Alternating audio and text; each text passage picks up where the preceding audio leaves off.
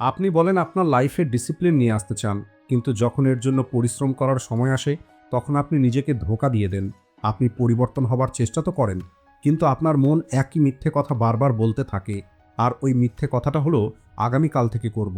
কিন্তু আসল সত্যিটা হলো ওই আগামীকালটা কখনোই আসে না। আপনি 1 মিনিটের জন্য আপনার চারপাশে দেখুন। আপনার চারপাশের মানুষ সবাই সামনের দিকে এগিয়ে যাচ্ছে, কিন্তু আপনি আপনি আপনার পুরনো ভার্সনের মধ্যেই আটকে আছেন।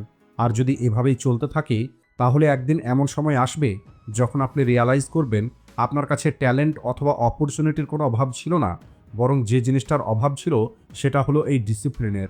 আর এই কারণেই আজকের এই ভিডিওতে আমি আপনাদের ওই মাইন্ডসেট দিতে চলেছি যা ডিসিপ্লিনকে আপনার একটি নেচার তৈরি করবে এবং ডিসিপ্লিনকে আপনার আইডেন্টিটি তৈরি করে দেবে। আর এই ভিডিওটা তৈরি করার আগে আমি অনেক রিসার্চ করেছি, তাই আজকের এই ভিডিওতে আমি আপনাদের যাই কিছু বলতে যাচ্ছি, এই কথাগুলো কেবল আমার মনের কথা নয়, বরং আমি আপনাদের কেবলমাত্র সেই কথাগুলোই বলবো যা সামুরাই তাদের রিয়েল লাইফে ব্যবহার করত এবং নিজের মাইন্ডকে এত বেশি ফোকাসড এবং টাফ তৈরি করত। আর আজকের এই ভিডিওটি যেহেতু ইনফরমেটিভ একটি ভিডিও, তাই আপনি আপনার মাইন্ডটাকে ক্লিয়ার এবং ফোকাসড রাখুন। তো চলুন শুরু করা যাক। নাম্বার 1, সুগিও, the art of living comfort. সামুরাই বিশ্বাস করত যে কোনো একটি মানুষ তখনই মজবুত হতে পারবে যখন ওই মানুষটি কঠিন সময়ে শান্ত থাকা শিখতে পারবে। আর এই জিনিসটা সামুরাইদের ট্রেনিংয়ের মধ্যেও দেখতে পাওয়া যেত। আপনারা অনেকে দেখেছেন জাপানিজ মঙ্ক অনেক ফিজিক্যালি চ্যালেঞ্জ অ্যাক্ট পারফর্ম করে, যেমন একই জায়গাতে হাজারোবার ঘুষি মারা, ফ্লেক্সিবিলিটির জন্য নিজেকে পেপারের মতো মুড়ে ফেলা এবং শীতের সময় ওয়াটারফলের নিচে বসে মেডিটেশন করা। আর এটাই হলো সুগিও, অর্থাৎ নিজেকে ডিসকমফোর্টের জন্য ট্রেন করা। আর জাপানে আপনি আজও এই জিনিসটা দেখতে পাবেন। অর্থাৎ জাপানে আজও যারা মার্শাল আর্ট প্র্যাকটিস করে, তারা আজও ওয়াটারফলের নিচে ঘন্টার পর ঘন্টা দাঁড়িয়ে থাকা অথবা মেডিটেশন করে। আর যদি এই সেম জিনিসটাকে আমরা আমাদের লাইফের সঙ্গে কম্পেয়ার করি, তাহলে আমরা অনেক কমফোর্টেবল একটি লাইফে বেঁচে থাকি। যেমন অল্প একটু গরম লাগলেই এসি চালিয়ে দেওয়া, অথবা অল্প একটু স্ট্রেস হলেই নিজেকে ডিস্ট্র্যাক্ট করে নেওয়া, অথবা অল্প একটু ক্রেভিং হলেই কোনো না কোনো খাবার অর্ডার করে নেওয়া। আর এত বেশি কমফোর্টেবল লাইফ কখনোই আমাদের ব্রেনকে স্ট্রং তৈরি করতে পারবে না, বরং আমাদের এই কমফোর্টেবল লাইফটা আমাদের ব্রেনকে উইক তৈরি করছে।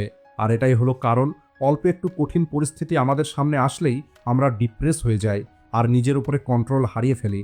তাই যদি আপনি নিজেকে ডিসিপ্লিন মানুষ তৈরি করতে চান, তাহলে সবার আগে আপনাকে আপনার মাইন্ডসেটকে স্ট্রং তৈরি করতে হবে।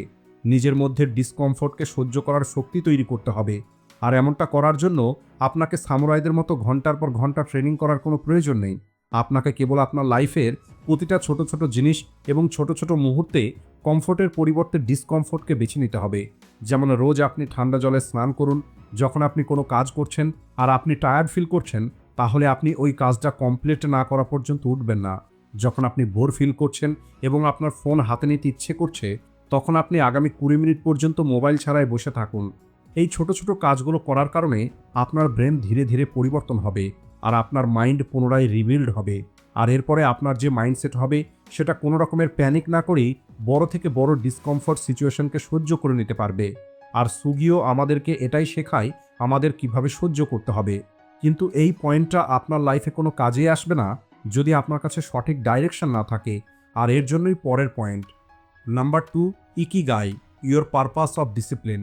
ইকিগাইয়ের অর্থ হলো ফাইন্ড ইয়োর হোয়াই, অর্থাৎ ওই কারণটা খুঁজে বার করতে হবে যে কারণটার জন্য আপনি তখনও কাজ করা ছাড়বেন না যখন সব কিছু বোরিং মনে হওয়া শুরু হয়ে যাবে। এই ইকিগাই আপনার রুটিনকে রিচুয়ালে পরিণত করে আর ডিসিপ্লিনকে এমন একটা জিনিস তৈরি করে যেটা করতে আপনার সত্যিই আনন্দ অনুভব হবে। আপনি কি এটা জানেন, জাপানের ওকিনাওয়া শহরে পৃথিবীর সবথেকে বৃদ্ধ মানুষ বসবাস করে। এখানকার 80 থেকে 90 বছরের মানুষগুলো সকাল 4টা থেকে 5টার মধ্যে ঘুম থেকে উঠে পড়ে এবং নিজের চাষের জমিতে চাষ করার জন্য চলে যায়। আর এরা এই কাজটা কেবল এই কারণে করে না যে তাদের টাকার প্রয়োজন, অথবা তারা এই কাজটা এই কারণেও করে না যে তাদেরকে কেউ ফোর্স করছে, বরং তারা এই কাজটা এই কারণে করে কারণ তাদের কমিউনিটির জন্য সবজি উৎপাদন করাটাই হলো এদের পরিচয়। আর যদি আপনি এদেরকে জিজ্ঞেস করেন এত বয়স হয়ে যাওয়ার পরেও তারা এই কাজ কেন করছে, তখন তারা কি উত্তর দেয় জানেন?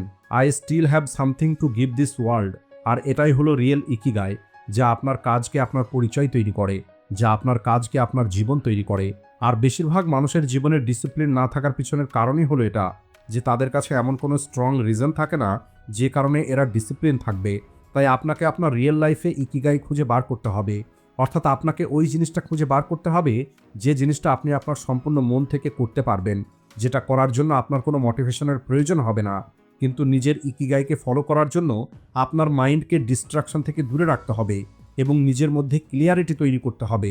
আর এই জন্যই আপনাকে তৃতীয় পয়েন্টটা ফলো করতে হবে। নাম্বার 3, দানসাই, letting things go to see yourself. প্রাচীন জাপানে সাথিও নামের একটি সামুরাই ছিল। ওই সামুরাই গুরুর কাছে ট্রেনিং নেওয়ার জন্য পৌঁছে যায়। আর ওই গুরুর একটি অদ্ভুত নিয়ম ছিল যে নিজের সঙ্গে কোনো ফালতু জিনিস নিয়ে আসা যাবে না।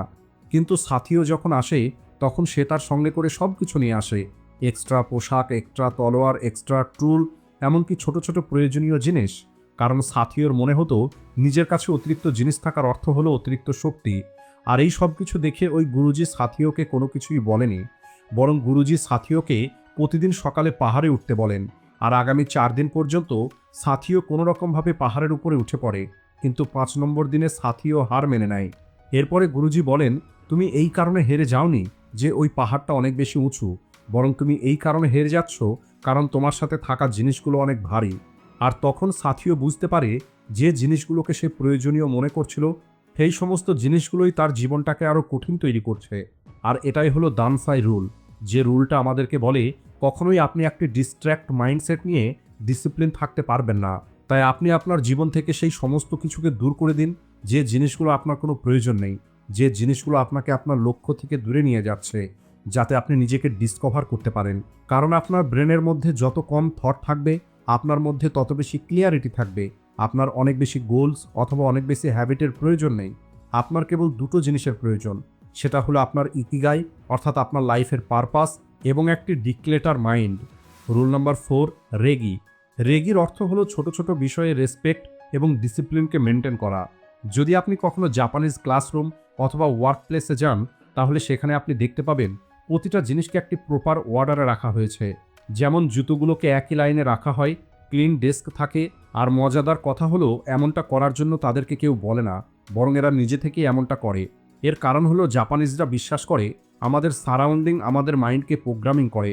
তাই আপনাকেও আপনার সারাউন্ডিংকে ফিক্সড করতে হবে। আপনি যে রুমের মধ্যে থাকেন এবং আপনি যেখানে কাজ করেন ওই ডেস্ক একদম ক্লিন রাখুন। আপনার বই, আপনার ক্লথ, আপনার ব্যবহারের জিনিসপত্র, এই সব কিছুকে একদম অর্গানাইজডভাবে রাখুন। কারণ একটি ম্যাসি এনভায়রনমেন্ট একটি ম্যাসি মাইন্ডসেট ক্রিয়েট করে। তো বন্ধুরা, এই ছিল ওই রুলস, যে রুলসগুলোকে যদি আপনি আপনার লাইফে অ্যাপ্লাই করতে পারেন তাহলে আপনিও নিজের মধ্যে একটি সামুরাইয়ের মতো ডিসিপ্লিন বিল্ড করতে পারবেন। সবশেষে যদি আজকের এই ভিডিওটি আপনাদের ভালো লেগে থাকে তাহলে ভিডিওটিকে লাইক ও শেয়ার করতে ভুলবেন না। Thanks for watching.